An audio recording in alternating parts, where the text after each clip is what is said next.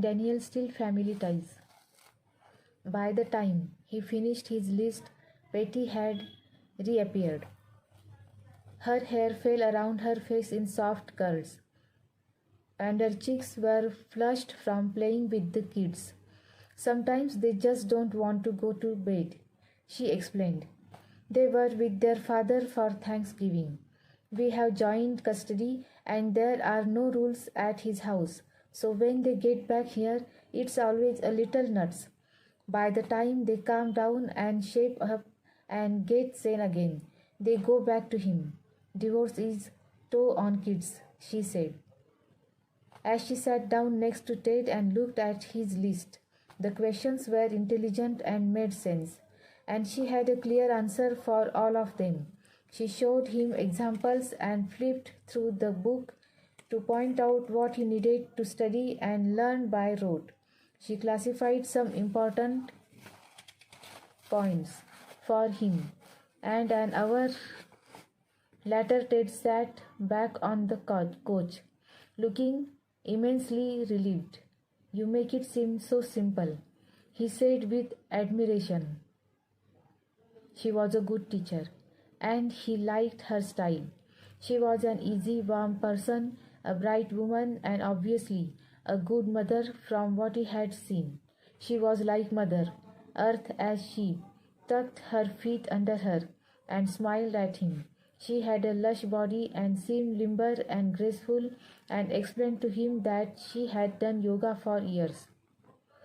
She taught it privately sometimes and said that she did everything she had to make ends meet. She taught it privately sometimes and said that she did everything she had to make ends meet. Her ex-husband was an artist and couldn't even pay child support. She was carrying it all herself. Ted admired her for her openness and courage.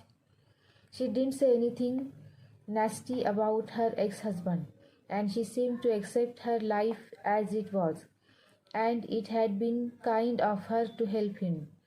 He felt like he should pay her something for the tutoring help but didn't know what, and he didn't want to insult her. He was about to get up to leave, so as not to impose on her further, when she offered him a glass of wine. He hesitated for a moment, not sure what he should do. She somehow made him feel boyish and inept, and next to her he felt awkward, and so as not to offend her, he accepted the glass of wine. She poured him some inexpensive Spanish red wine and poured another glass for herself. It's pretty good for cheap wine, she commented, and he nodded. It was good, and it was pleasant sitting there with her. He stretched his long legs out under the coffee table, and she brushed against him as she sat down, her glass on the table, and turned to smile at him. You are young to be in law school. You were young to be in law school, she said warmly. Did you come right in after college? They both knew that was rare. Most law students worked for a few years before entering law school. I am not that young. I am 24. I worked as a paralegal for 2 years. I had a great time and it convinced me I wanted to go to law school. I clerked for a family law judge during law school. It convinced me I wanted to teach. I would never want to kind of responsibility, screwing up people's lives and making decisions for them. I would like to be a federal prosecutor when I grow up, Ted said, half teasing and half serious. That's pretty, though stuff. I am 36, and all I want to be when I grow up is happy and able to stop worrying about how to pay my rent. That would be great, she said, and took another sip of wine. Their eyes met over the glass, and there was something smouldering in hers.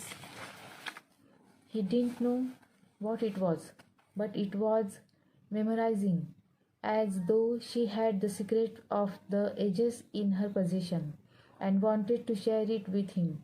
As he looked at her, the difference in their ages disappeared like mist.